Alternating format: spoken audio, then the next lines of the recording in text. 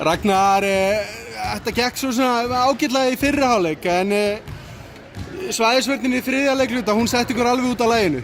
Já, hún gjörsamlega bara að drapa okkur gjörsamlega.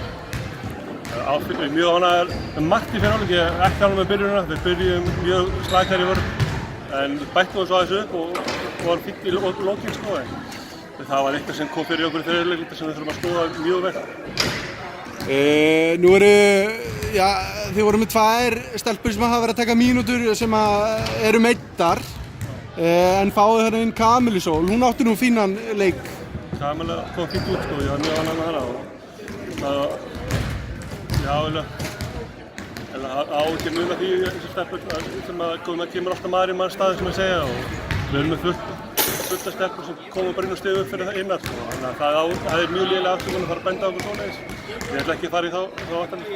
En það þarf eitthvað að vinna í sókninni á móti svæðisvörninni, ekki? Það er greinlegt eftir þetta. Við fengið samt svæðið á móti okkur áður og við höfum náð að leysa það mjög vel segi.